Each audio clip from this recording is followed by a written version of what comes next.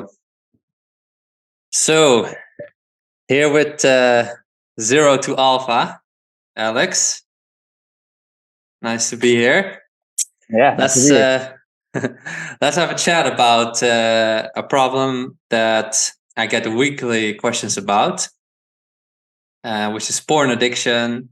And yeah, you know it because you have a course about it. It's a huge problem among young men. Probably, if I think back for myself, I think I already saw my first pornography when I was in elementary school, so very young. And I remember talking about it with some friends when I was in my bachelor's, and everybody was watching porn. I think I never, when I was my bachelor's degree, so it was like 2014, 2015, 2016. I never met a guy that was not watching pornography. And they were not just occasionally watching it, they were watching it frequently, and they were open about it. In fact, I remember that I was like saying at that time already, like, I'm not doing that stuff. I think it's weird. And they were shaming me for not watching it. So, that's the situation we're in. And I think it's only been getting worse ever since, social media has been exploding. So, what has your experience been with pornography? Were you exposed to it yourself? How did you come to even, create a course about it? So it's funny that you mentioned that because back in my day, I'm not old, but back in my day, I got exposed to it when I was like 15. And it was basically out of curiosity. But back then, we didn't have tablets, we didn't have smartphones. Like smartphones were like just coming up, I think. So like we didn't have the access that kids have these days. So when I talk to younger kids, they get exposed way earlier just because it's easier for them to get access to this. Because like everybody has a smartphone these days or a tablet. So I think that's part of the problem that like it's way easier to get access to it. And then obviously you have like I think TikTok, Twitter, they don't ban it. I think even Facebook didn't ban it for like a long time. So the first time I got exposed to it was like when I was around 15, 16 years old. But I was like more out of curiosity and then just went like on and off, nothing like serious. Mm-hmm. And then later on I got like a girlfriend and I completely forgot about it. And then after we broke up, then it came back in my life. But it was always like on and off. It was never like full on like some people have. Mm-hmm. And so the idea for the course is basically when I went to college, I worked with addicts, like it was like alcohol addiction, drug addiction, and I noticed like a pattern over time. But back then I couldn't like figure it out. But what I could figure out was like the way we approached it back then didn't help. It was basically miserable for the people who were trying to help. And I remember at the end asking like, "Are you guys ever burned out?" And they're like, "Yeah, we're burned out all the time. It's normal here." I was like, "Okay, I'm done. Like, if this is normal, I don't want it. This doesn't make sense." And so fast forward to last year, almost a year ago, I had like a training partner, and he was open about the fact that he was struggling with it. He was exposed to it the first time when he was 11, and so I basically was like, "I'm willing to help you. I can get you off this easily. Just give me, show me that you are willing to put in the effort, and I'll help you." And that's basically how the course got started. Nice. And so he was able to, quit his addiction following the course. Yeah. So with him, I basically figured out course because in the beginning I was basically saying it's a bad habit, but then with him there were multiple triggers, but I didn't know that because back then he was living at a gym where he was teaching, and so he got off like fairly easy, and I was like, okay, we're good to go now. And then he went back home living with his parents, and then it came back, and I was like, oh, wait a minute, there's not one thing that's triggering you, it's like multiple things. So with him it took like 4 tries to get him off completely because every time there was like another trigger, because then he left the house, he went to Europe, and then he was lonely, new trigger. And so eventually I got him off. Yeah, he was the most difficult case. After that, the others that I had, they were fairly easy because their triggers were not that strong. And then the last guy that I helped, I got him off porn, and then he came to me and was like, "Hey, I have problems with this vape. I'm trying to get off, but I can't." And I was like, "Okay, it's the same principle." So I got him off in 2 weeks as well. Okay, this is some great results, because I know a lot of guys are struggling with it actually for years before they quit. And I often get some messages also about guys that, say they were trying but they failed again and again. Do you think it's even possible for people to stop completely cold turkey, or because Cold turkey, I would say cold turkey is impossible yeah. because you don't address the root cause. Like you don't do anything. You're just trying to do it on willpower, and so you have to see willpower like a battery. Like in the beginning, it's fully charged, but eventually it's gonna get, the energy levels are going lower, lower, lower, lower, and when you hit zero, you're gonna like indulge in it. You're gonna Mm-hmm. abuse more of it than you initially wanted, and so these people get like in an abuse cycle where they're like off on, off on, off on, and basically that's not helping anybody. I think based on what I've seen, is like the majority of people, their intentions are right, but the methods they're using are wrong, and that's why they can't get results. Right. And I think there's also a lot of, I don't know, shaming and guilt involved. I think a lot of guys, they know it's wrong, or that they are doing damage to themselves. And when they have a setback, they feel so guilty about it, so ashamed. And actually that makes it worse, because of the shame and the guilt. They feel worse, and they're more likely to look for a way to feel better, which Exactly. is then That's it. pornography, and then you have this Exactly. cycle. Exactly. Because they already created a habit of like trying to substitute their pain with pleasure, which is the porn. And then when they have more pain, they just indulge it in again. That's exactly what it is. But Right. with the shaming, because you mentioned this, and this is something that I wanted to touch on as well. You said when I was in college, I think, when I told my friends I didn't want to see it because it was weird, like they shamed me for it, right? Yeah. The issue with this is that because people don't understand why young men watch it, they think it's because they're horny. That's not true, and that's where the problem lies. So what is the reason? It's mostly like a coping mechanism for pain. Like nobody watch it. No healthy young man will watch that. Maybe the first time out of curiosity, I can understand that, but Mm-mm. after that, that's normal. They like, oh, what is this, But if you're honest about it and you look at the people who do it, they all have like a trigger. It's like similar to an alcoholic. Like what the alcoholics keep repeating? Oh, I'm unhappy. I drink because I'm unhappy. Yeah, exactly. Maybe it's like, I've been drinking alcohol in my life, but I never became an alcoholic.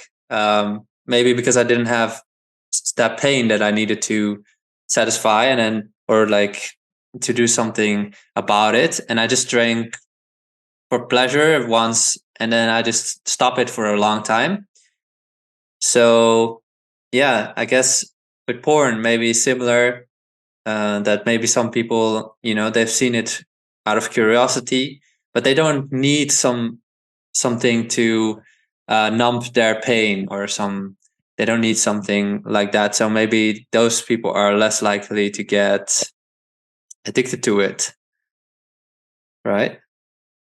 Yeah. So I think why majority of people don't go overboard with alcohol is because if you go overboard on alcohol, you're gonna get shamed.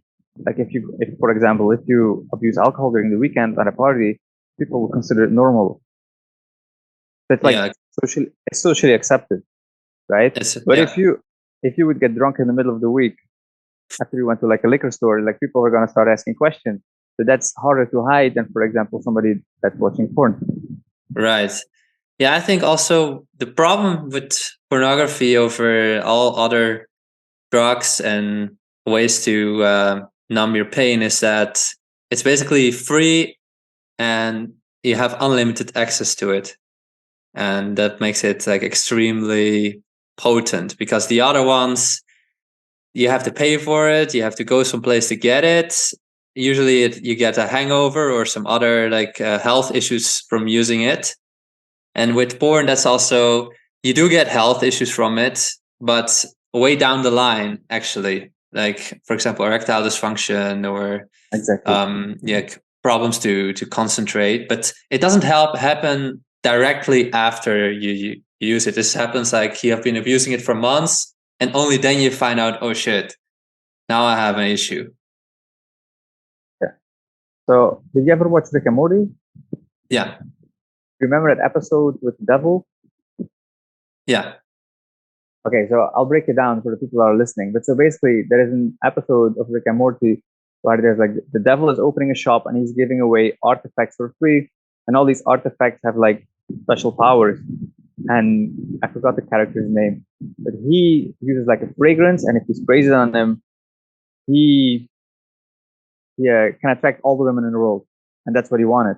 And he asks how much you have to pay, and the devil answers, "Don't worry about it, you will pay later." And so he's happy. He goes outside, he sprays on him, and all the women of the world swarm him. But then he gets erectile dysfunction. So with porn, it's the same. You get it for free, but you pay for it later. Yeah, exactly. So I got one question on my Instagram, which ties into this well. Someone asked me, he has problems concentrating with his studies, and he's wondering if like watching porn can actually cause that. What do you think? I think no. I don't see how that would benefit you in any way, shape, or form. If you cannot study and if you cannot focus on your studies, you have to be honest with yourself and ask yourself why. Are you doing this because you want to make your parents proud, but you don't want to do it? Do you actually want to do this? Because if you're interested in something, being focused is not that hard. Yeah, I do think maybe when you watch a lot of pornography, it will also mess with your dopamine system, and so your reward system, that things you do maybe give you motivation or give you a reward, and maybe if you watch a lot of pornography, you don't get a lot of reward anymore for other stuff. What do you think?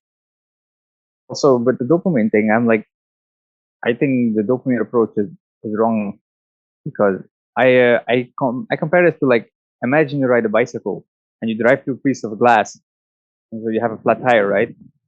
And so I ask you, why is your tire flat?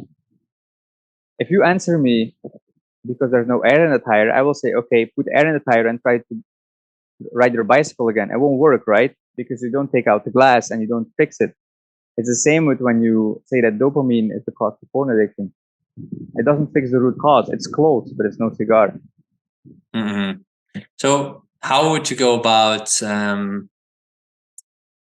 like identifying the root cause and try to address that? One simple question: why are you watching it? That's it. It's the most simple question on earth, and most people can answer this. If I ask them, mostly they have like a direct answer for it, and then like, oh yeah, this is what triggers me. Okay, well if this is what triggers you, then why don't you change your response to the trigger?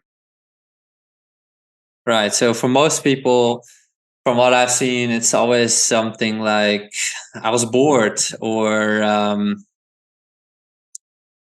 yeah, mostly actually it was I was bored, or they're just unhappy about something in their life, right? Yes. So from what I've seen, it's mostly like boredom. Boredom is number one. Loneliness. I've seen a couple of men that were like lonely, but a big one is actually frustration. Like just some guys have like unrealistic expectations when it comes to like dating, so they get very frustrated. And there might be multiple reasons for this, but maybe they're just trying to get laid or something. And so they get very frustrated because what they want is not what they're getting. And instead of like looking at, okay, I'm frustrated, how can I change this? They just watch porn to get rid of that frustration. They basically try to release the frustration, but the same issue keeps happening over and over again. And eventually they will just say like, oh, forget about real women. I have my computer. Right. So aside from trying to fix the root cause, which in some cases might be, really a long-term thing to do. How can they start to limit or completely eliminate their porn use in the meantime, or do we first have to fix the root cause? So if you don't know what's causing it, you're just playing. It's guesswork, right? Because right now they are running it on autopilot and they don't realize it. So it's basically like they have a trigger. They are the ones opening their laptop, typing in the site, and doing what they do, and they don't realize that there's an I in the equation. Most people take out the I. So most of them, if you make them aware of it and you ask them, why are you watching it? They're like, oh, this is why. But if you wouldn't ask them, they would just say, like, oh, I'm addicted. And that's like, it's the same. I compare this to like people who say like, oh, I'm obese because of my genetics. It doesn't say anything. You're basically keeping yourself in that position. You're putting yourself in the victim. It's like a victim mentality. You're turning yourself into a victim. And by saying that, people can't help you.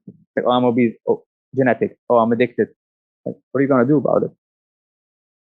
Right.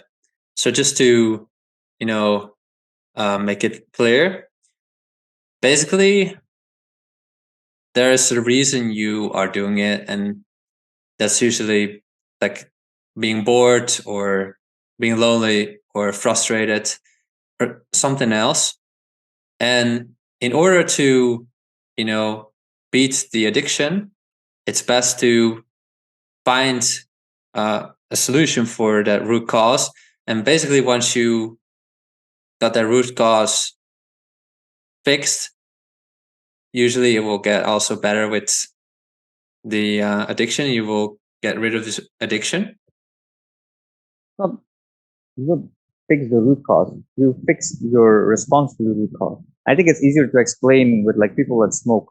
If you've ever seen people that work in like restaurants, bars, it's like a high stress job, and the majority of people are basically running out. They're basically running out of toes the whole time. So those people, when they go outside and they smoke, they go, that's that relief. Yeah, exactly. Exactly. So with porn, it's like the same thing. It's not, you cannot change the root cause, but you can change how you react to the root cause. For example, if you're bored, you can go for a walk. Yeah, exactly. Learn something new. You can read a book. You can do literally everything, and you can pick habits that are better than watching porn. So, say for example, there's a person in he's bored,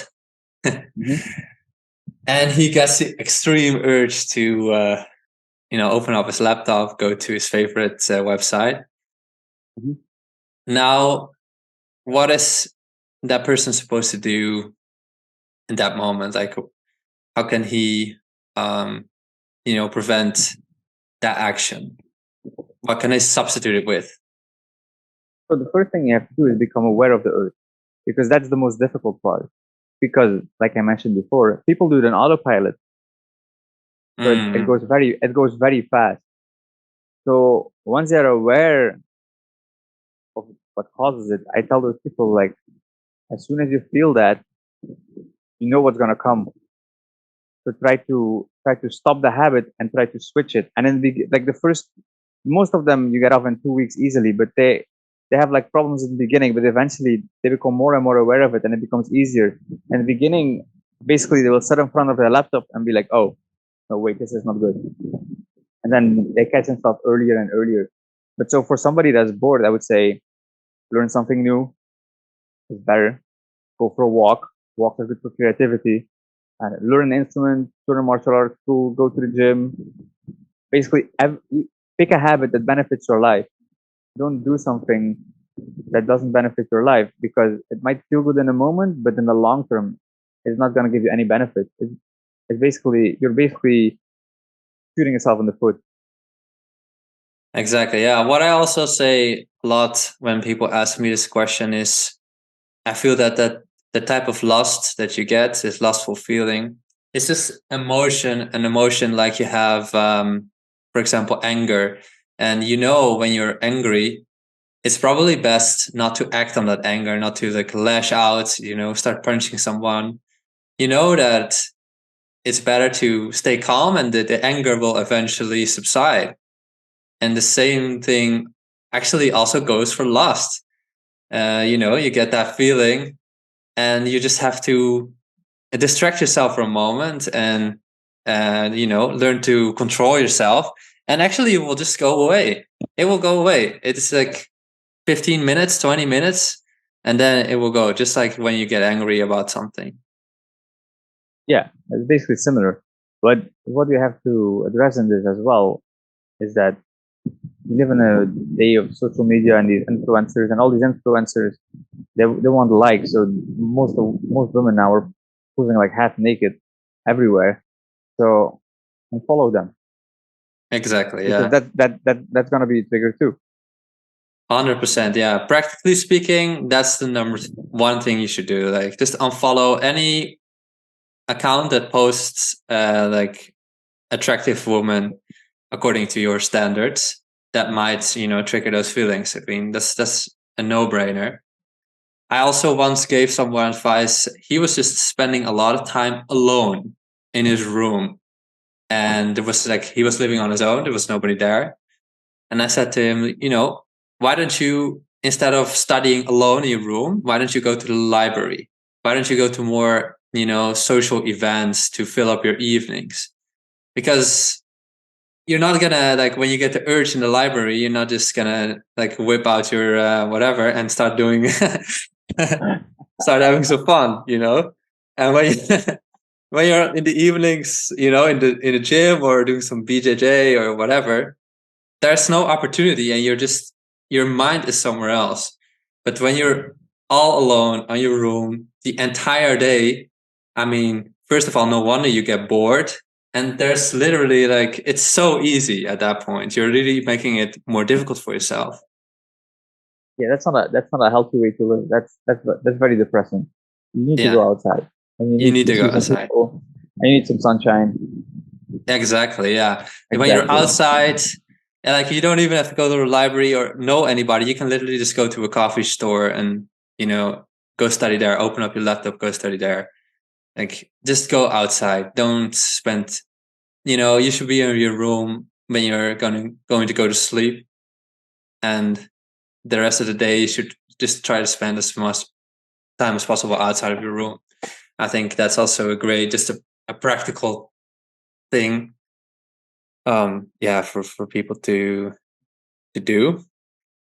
Do you think in general, like, a lot of guys that come to me also, they start to talk to me about their porn use. I'm basically a stranger to them on the internet, which tells Hmm. me that a lot of guys, they have trouble opening up about their porn use.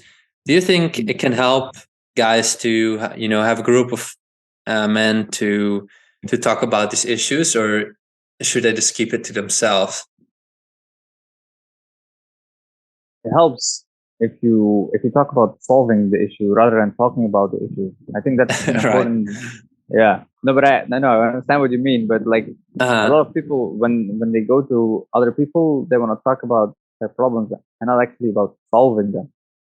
But yeah, I think that's very beneficial. That's why in my course I added like a Telegram group, like people can help each other. Hmm. But I think that's Exactly. beneficial as long as you have the right intentions. But if it's just to complain, then nobody's gonna get better from it. You're just Right. wasting other people's time. Exactly. Yeah. I do think it's important also, yeah. Just because a lot of men, they don't want to talk about it with their close friends or with their, like, parents, because of the shame factor. So it's easier for them to, talk to a stranger about it. And I do think it can help.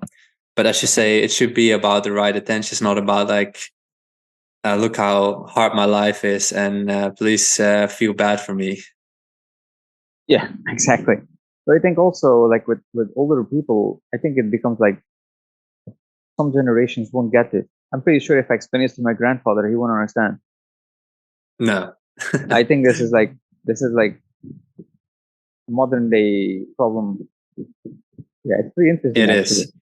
It Yeah, it is. is. And I think maybe that makes it extra difficult for some young guys, because the older generations, they just don't understand their struggle. They're like, how can this be a problem? And they kind of feel maybe isolated in that sense. Speaking of communities, I think this is a nice segue. Maybe there's there's quite a large community on Reddit.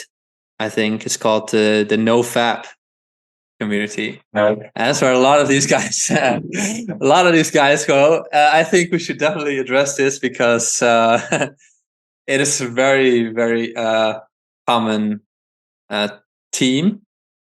So basically, I've been on this forum once before, and just to, out of curiosity's sake, also. And there's just a lot of guys there trying to keep an as long as possible no-fab streak. And if you look there, you see also a lot of posts that are about guys that were like, I've been trying this for 90 days and now I failed. Or it feels like, on the one hand, it's a good idea just to, stop the addiction. But on the other hand, it seems like it's not a sustainable option. What is your opinion about the no-fab community? So the whole no fap thing, which I address in the course as well, is basically the doomed to fail, because once you go on a streak, you still focus on the issue. It's basically like letting people meditate and tell them like, oh, don't think about a pink elephant. What's the first thing they're gonna think about? Pink elephant, right? So when you tell people, yeah, go on this streak, and every day you tell yourself, oh, I'm not gonna watch porn today. Okay, tick off. What are you thinking about? You're basically this is what I call putting gasoline on the fire, hoping you like kill the fire. It doesn't work. And then with this whole no fap thing, it's basically when I've noticed like over the years that like things always like go in extremes. So like you have something that happens and it becomes like an extreme, like you have like the hookup culture, and then basically people they don't look for like balance. They basically go the other end in the extreme. So they go from like the hookup culture to like men go their own way, and it's like, God, what are you guys doing? Yeah, exactly. And now you have quite some people online. They're talking about semen retention and the potential powers. I've seen some memes, and you see some guy like he's like in the like there's some lights coming out of his head. He's an enlightened being, and that person is on a 5-year semen retention streak. What do you? I actually got this question quite a few times. Like, do you think you get superpowers from semen retention? Absolutely not. It's a make believe. This is basically, and I've seen it so many times. People are these days are so superstitious that they will do something and then they will have like positive results and they will link it to what they're doing. So, for example, with semen retention, but the results that they're having are not coming from that. Like, imagine thinking that you're gonna have sex and the next day you lose all your powers. Like, who the hell came up with that idea? Yeah, this is an interesting thought indeed. That if you would have a partner, then and you have just a healthy sex life, then basically you're constantly weak because you're not practicing semen retention. I think I even saw a post from Sobra on Instagram, and he said that when you have sex with your wife or girlfriend, you should not have an orgasm. You should stop right before the orgasm, because you will waste that energy. What do you think? He's lost. That's what I think. His content is like esoteric. He doesn't understand the things he's talking about the majority of the time, in my opinion. And I think I actually wrote a Substack about this, and it's funny because to this day this is still my most read Substack. And basically, what it is these people, they take an idea that they don't understand and they just start talking about it like they're like this expert, but they're not. So basically, the whole semen retention thing is basically don't chase women. That's it. Don't waste your energy chasing like these empty numbers, trying to get laid every night. It's just a degenerate way of living. Yeah, exactly. And I also think, semen retention, basically, okay, you had a destructive porn addiction and now you're trying to quit it, and wow, you feel better. What a surprise.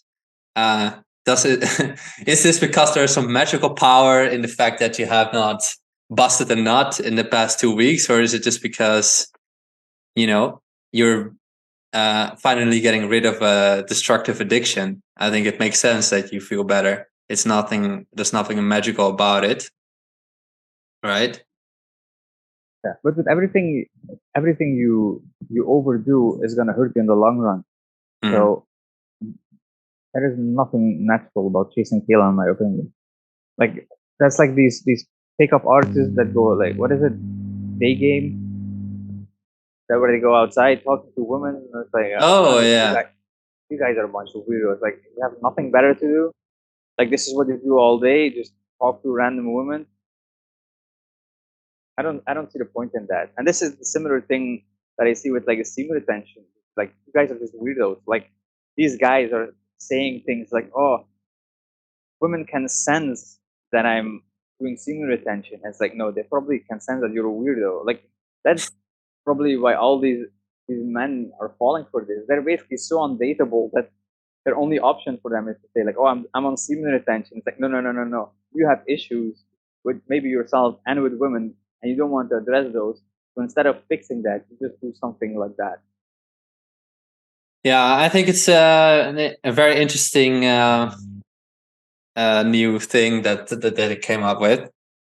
Maybe it does help some guys, get on the right track, so to say, because maybe they think, you know what, I want those superpowers, so they start, doing the right thing.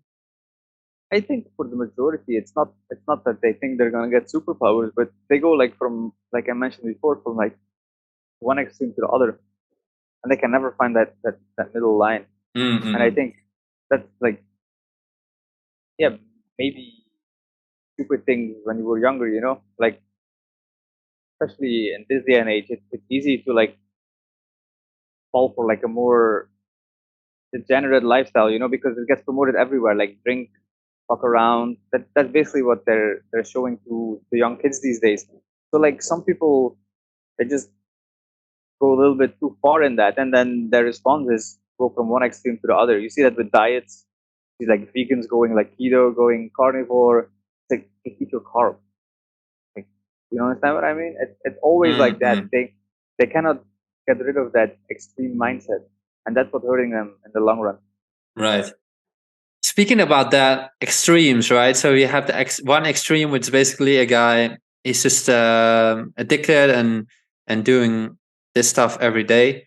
And the other extreme is, I'm trying to become a semen retention god and go like 5 years on abstinence.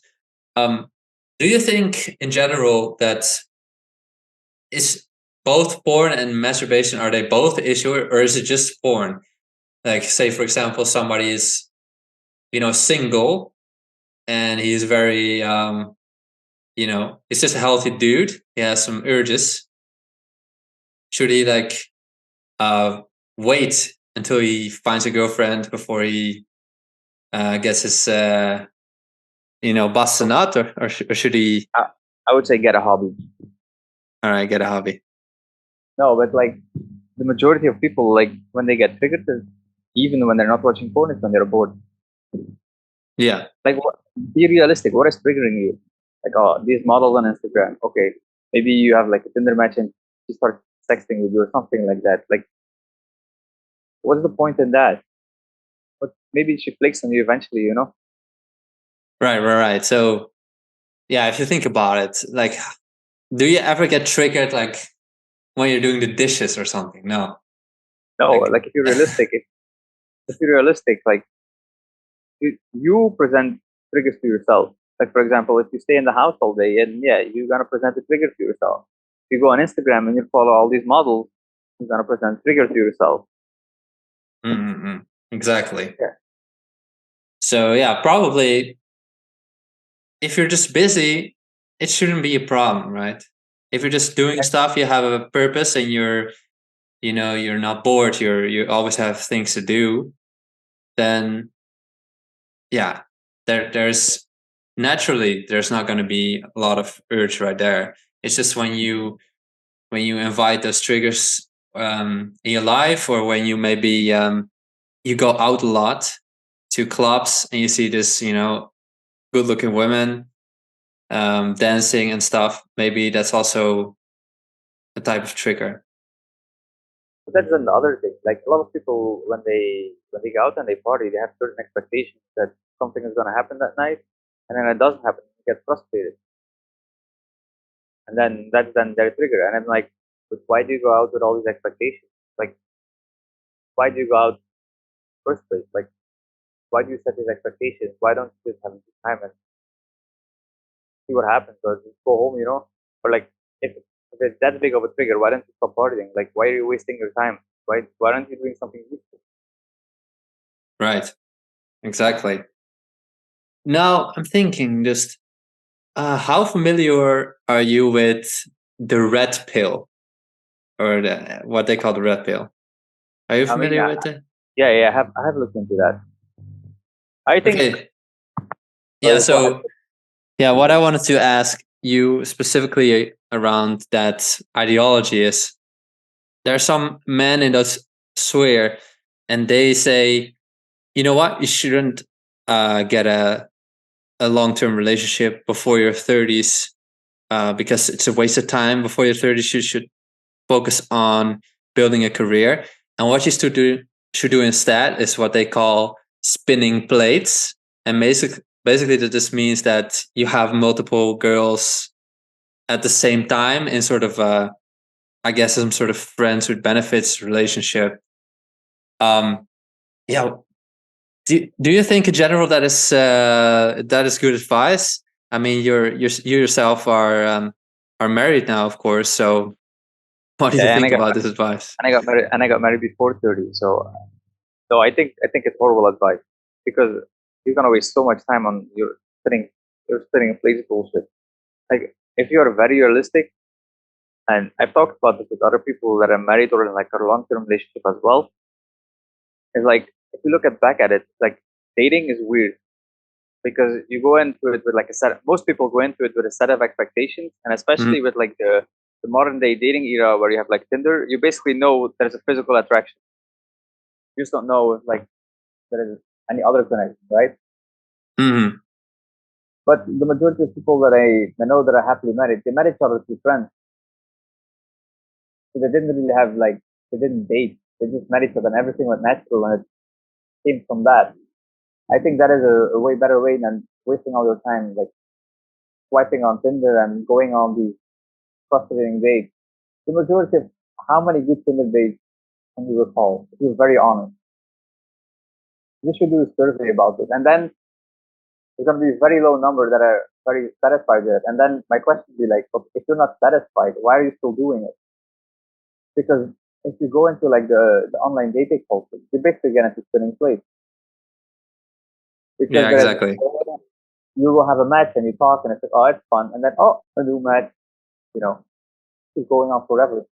Like, Yeah, I also think the same. I think that that philosophy doesn't make any sense to me at all. They say you should do this because you want to focus full time on building your career. But I think, when you're swiping and trying to date multiple women at the same time, first of all, there's not going to be a lot of guys that are going to be able to date multiple women at the same time. I think most guys have issue just finding one woman to date. Secondly, imagine just the amount of time it's going to take you and the stress that it would involve just to date multiple women at the same time. Like, I just don't get it. It seems like your life at that point is mostly occupied with trying to be with multiple women. It doesn't make sense to me at all. I think it's a very unhealthy and and unproductive strategy. Yeah, and plus the issue that I see with like the red pill, especially now, maybe it was better like in the beginning days, but when I found out about it, I was already like in the later stages.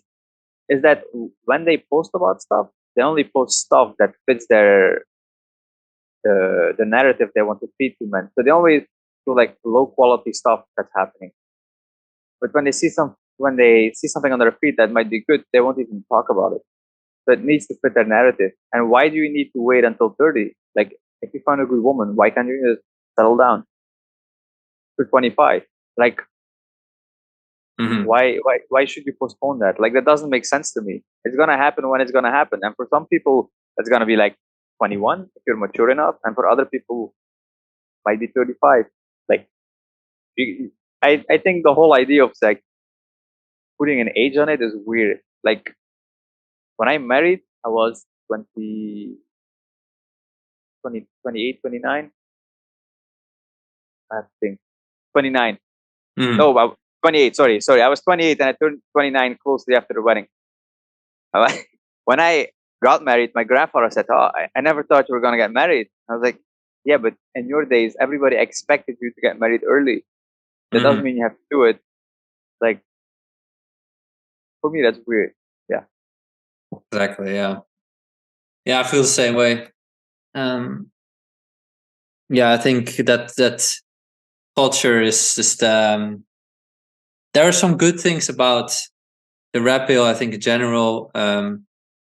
I think it did show, like, shed some light on how important it is. I think to find a good woman and to really figure yourself out before you get into a relationship, because basically what they show all the time is relationships that fail, and that fail really horribly, and then the conclusion they draw from that is sometimes MGTOW, so don't ever engage with a woman, or two is like sort of like keep them at a distance, or just do a sort of a friends with benefits type of relationship.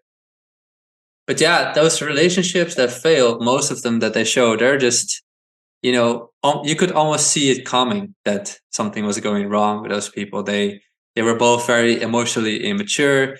They didn't know themselves well, and then things went wrong from there. So I think maybe the conclusions that they draw are not the same as the conclusions I draw. But in general, I think what we can learn from what the red pill has shown is you got to know yourself really well, and you got to, take your time to get to know your partner really well before you engage in a serious relationship. It seems almost common sense, but it is not. It is common sense. And yeah, the Red Bull obviously had some good points, especially when it started out. But later on, they completely went sideways. And I think the issue that they have is that majority of people that follow it, they will like put on an act. They're not genuine about who they are. And so obviously that act is gonna get exposed. But because you are fake, you can only attract fake people as well. So that's when the frustration starts to set in. And that's probably why they like go to with like MGTOW. It's like, oh, there are no good women in the world. It's like you dated all of them. No, you don't. You don't even know yourself. Like, how are you supposed to get to know somebody else? And how are they be supposed to get to know you? You don't know yourself. How can somebody else get to know you? Right. Yeah. I think actually we're going a little bit of off topic now, but I think it's interesting nonetheless. I think there's some guys nowadays that before they even have some serious relationship experience in their own life, they watch these videos and they sort of approach the entire relationship game from a theoretical perspective based on, they start identifying as a red pill man or as a MGTOW man even before they had a single serious relationship. And I think it's just, it's not, the theory is sometimes right and can provide some interesting insights perhaps, but it's nothing like that when you have a real relationship. And I always think that's a big trap some of these guys fall in. Like it's not just some, like, guys, they want to make everything into a theory like physics or mathematics, right? They want to rationalize everything and just figure it out. There's some rules. It's funny that you mentioned that because recently somebody tweeted about like the MGTOW and he made a joke about them, and I retweeted that, and I basically said like people that do MGTOW, they are the problem, but they blame women, and that's why they take themselves out of the dating pool is because they don't want to change themselves, just want to blame others for their own issues. And so I got a lot of flack for that. That tweet kind of went viral. So basically, a whole bunch of MGTOW guys started like trying to argue with me. There was this one guy, and he lays out like all his points, and then he was like, "Yeah, I started doing this when I was 11, and now I'm 16, and I don't regret my decision." And I'm like, "Dude, you made a life choice at 11. Do you really think you're gonna take yourself seriously 10 years down the road? Like, come on, man." Yeah, 11. They start young these days, man. They start young. They spend so much time on the internet, having like this Right. big view of the world. Like they've never even been outside. Dude is still running around in his diapers. Think they make this like life decision, the right life decision based on what is on the internet. Like go outside, like look around you. Like the internet, like with Twitter and Instagram, sometimes they give you like a fake fake narrative of what's really going on, you know. Plus we don't know how many of these videos are like faked or like people don't question it. It's like, oh, it's my narrative. Yeah, I think a lot of guys are also just looking for some sort of label or community or ideology to belong to, whether it's MGTOW or Red Pill, or you have, of course, you have the alpha, the beta, and the sigma males, Oh. or you have, yeah. Yeah, well, so the thing is, like, once you start identifying with stuff, it becomes dangerous. And the easiest example of this is mostly like fighters. Like when I talk with people about fighting, it's like, okay, one day I'm gonna retire, and so it's a part of my life, and I really enjoy this part. But one day it's gonna stop, and I'm gonna venture into something else. And the majority of fighters that you see right now, they're like, oh, I'm a fighter, and I'm this, and I'm that, but they like identify with that fighting. So when they retire, suddenly they're like, you know, they have nothing to identify with anymore. So they go like on this cycle of like retire, come back, and then obviously they take way too much damage in the process. It's not healthy. So like you have to approach things like, okay, this is interesting. What can I take away from this? And then once you collected enough, go to something else instead of like, oh, I'm this, I'm that. Like the majority of people don't even know what they're identifying with. They just see something they agree with and immediately like, yeah, okay, I'm this. Get in Right. yeah, get to know yourself, figure out what you like, then stop identifying with all these bullshit things because they're mostly like dogmatic cults anyway. Yeah. Speaking of identity, and to bring it back to the porn topic, I think it's important that when you are trying to quit porn, sometimes the identity you give yourself can also really work in your detriment. For example, if you tell yourself like I am a porn addict or I am trying to quit, I think it's always better to say, you know, I don't watch porn. Like really also start to, express yourself as a person like I don't watch porn. I'm not this person. Instead of saying I am a person trying to quit, it's kind of like puts you in this place that you're still calling yourself a person that is addicted, just trying. And because you identify as that, I think it does work in your detriment. What do you think about that? Basically, like I mentioned before, like you can compare addiction. Sorry, compare addiction kind of like it's like similar to people that like blame their genetics for being obese, or you can even say for being skinny. You know, like I can't help it, genetics. And then it's like, what are you gonna do about it? Because once they say that, it's like what they're basically saying is because of this, I cannot help myself. So you see the same thing with like people that are like, oh, I'm addicted, like, oh, I cannot help myself. But if you really look at what's happening, of course they can help themselves. The alcoholics, when they're unhappy, they don't have to drink alcohol. They don't have to pick up the bottle. They can literally everything except picking up the bottle, but they choose to pick up that bottle. Like they make that choice. And this is why I sometimes get like a lot of like pushback online is when I say addiction is not real. What I'm basically saying is like the idea of addiction is bullshit.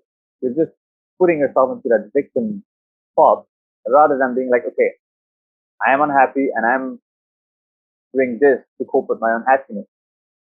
Once you put that I in the equation, you can solve the problem. But you have to put it in the equation so you can solve it. If you say I am addicted, it's, it's finished. What are you gonna do about it? Exactly. Yeah. Yeah. I think a lot of people are there just looking for a way to, shift the blame to some other place, or like deny their responsibility in a way, just because it will probably also make them feel better if they truly believe that in part they couldn't help it and it's But not the people their fault. down inside, they know. It's like people in this day and age, they will do literally everything to stop to solve their problem, except taking responsibility. So Right. they can never solve that problem. And you're basically feeding your own problem because by not taking responsibility, you're gonna get more miserable, and then you feed it again. Right, man. Okay. One last question I have here, which I think is interesting for people to have answered before we wrap this up, is you know, as we talked about earlier, stopping cold turkey is probably not possible. So some people will get a setback, and how to deal with that. Because I think a lot of guys, they will experience that and they will really fall. It's for some of them, it's really not just one setback, but sometimes that becomes the trigger to really fall back into the full addiction, just because of the guilt they have about the setback, and they feel like maybe they are weak, or they really feel shit about the setback. So if somebody is experiencing a setback, what do you feel is the best way to cope with that? Yeah, well, I would say don't beat yourself up. Just to get over it. Because well, you have to look at it in two ways. First, you have to ask yourself, am I making progress?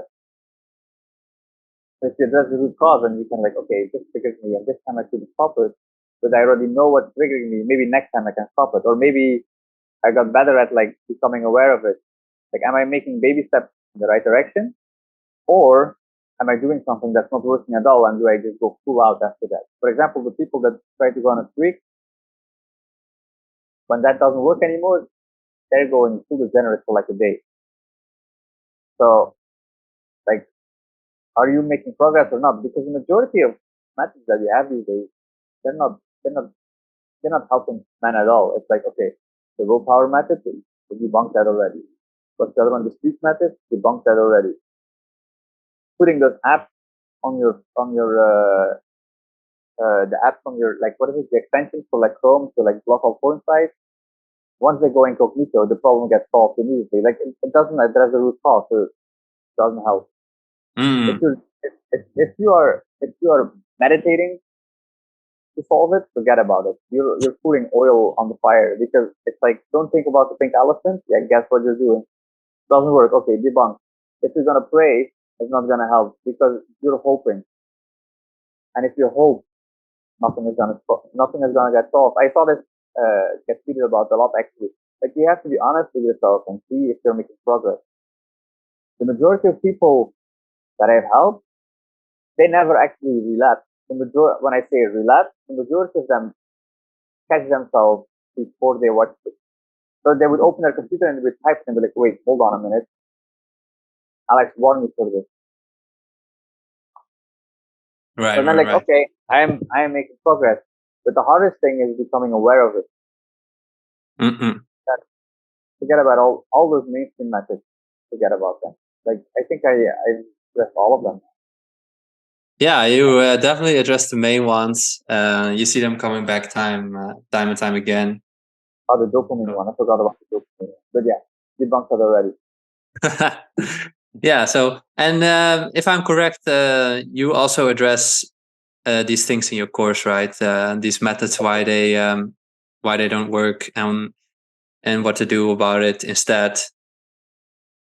Okay, so that's good to mention. Maybe you could just give a small, summary or introduction of your course so people know where they can go. Yeah, so my course can be found on Gumroad. You can find the link on my Instagram and Twitter bio, ZeroToAlpha, on both platforms.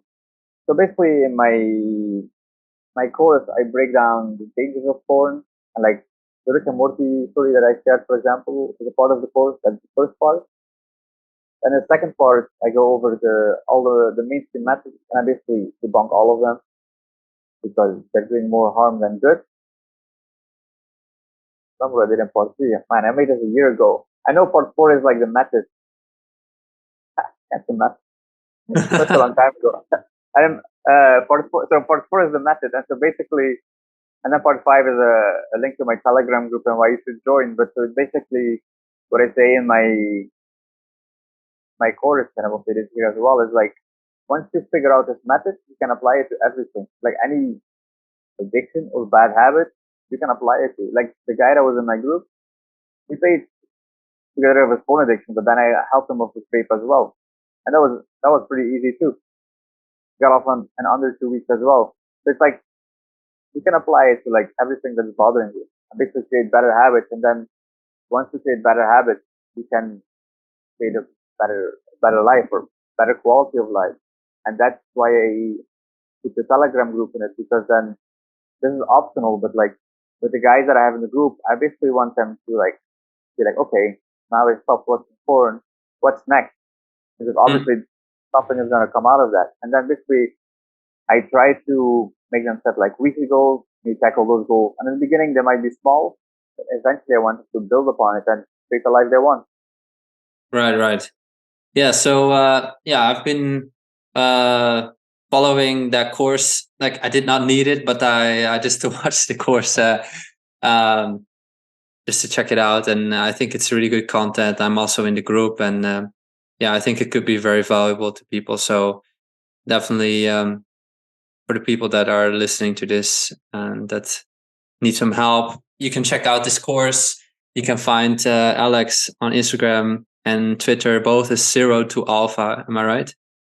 Yeah, exactly. And there you will also find a link to the course whenever you're interested. So yeah, and don't judge me on the name, because like a lot of people are like, oh, ZeroToAlpha, I know what you're writing about. It's like, no, you don't. Check it out first and talk to me later. It's not like the typical I'm an alpha male Yeah, it's sort not of like a guy. typical high people bullshit. No. So don't be fooled by the name. Just check them out. And no, that was a great chat, Alex. I think